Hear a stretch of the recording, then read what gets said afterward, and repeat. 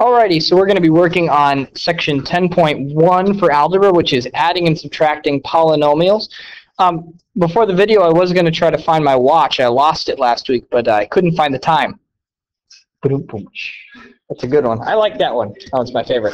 Alrighty, so in 10.1, we have to review a couple different things that we've talked about before, but never actually said out loud. Okay, if we have terms together like 2y and 3x, we can't combine because these are different terms. Okay, and we can't add them together because you can only add x's to x's, apples to apples, oranges to oranges, all that type of thing. Okay, and then, but if we move to something else like 2x and 3x squared, these are also different terms because they have different powers or degrees.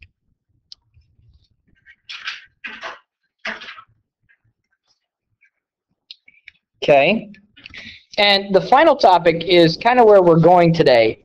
If we have x cubed as a variable and we have x times y as a variable, we have x squared as a variable, okay, these cannot be combined because our three variables are x cubed, xy,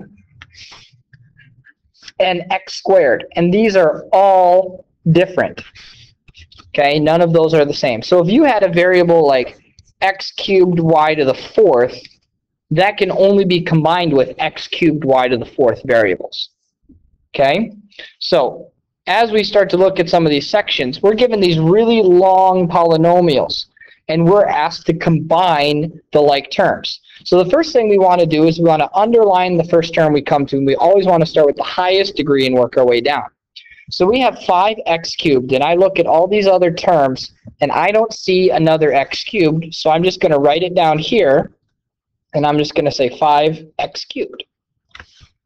Then the next thing, I'm going to go to x squared terms. So I go here, I do and's method, that's a 1, and I go there, and so I combine those together, and I have 4 x squared terms. And then for the final term, I'm looking here at the x's. I see -2 there, and I see -4 there. And so I'm going to move those down, and I'm going to have -6 x's. Okay, because I combined -2 and -4.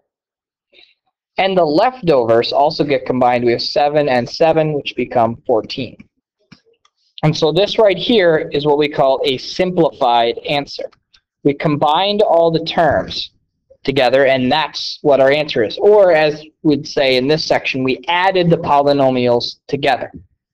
So what I want you to do is try this one on your own. Now, for this, you can ignore the parentheses, but the book's going to use them, so I just wanted you to see them. So give this a try and see what you get. Alrighty, so this one, and's method says this should be a 1. And so I would combine the x squared terms to get 3x squared. I'm going to combine the x's to get -1x, and then I'm going to combine what's left over to get me +4. Okay? Another thing here, if you write these in a different order, it's not incorrect, but at the same time, it is probably better to write it with the highest powers first, working your way down. So let's get a little bit tougher here. Now, we have right here, this is a distributive property problem. Now I'm going to grab this and move it down a little bit. This is a distributive property problem here.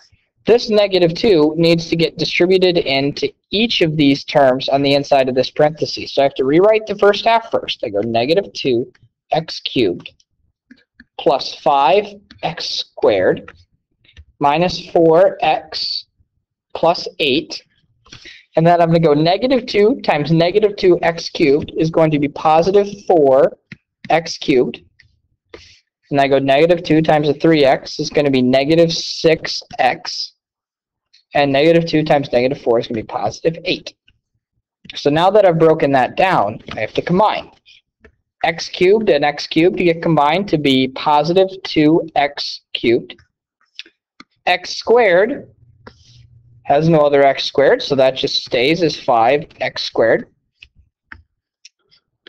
The x terms get combined with the x terms to give me negative 10x, because negative 4 and negative 6 combined to be negative 10, and the 8 and 8 combined for 16. And there's your answer. Okay, once again, the order doesn't matter, but you have to do the distributive property first. Now, if it's drawn just like this with just a negative sign here, we have to do Ann's method again and put a 1 there and distribute the 1 in. That just means that the signs would change on each. Okay? Just make sure no one gets confused. Alrighty. So it's the last slide. Give this one a try and see what you can do.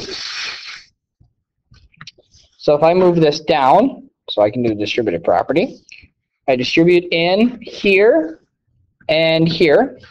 So I get 2x squared minus 4x plus 6 minus 4x, minus 4x minus 8. Now I combine. 2x squared minus 8x, okay, because negative 4, negative 4, negative 8. And then the leftovers give me negative 2. Okay? Here's your assignment. We'll be doing this in class tomorrow. All right, have a great day.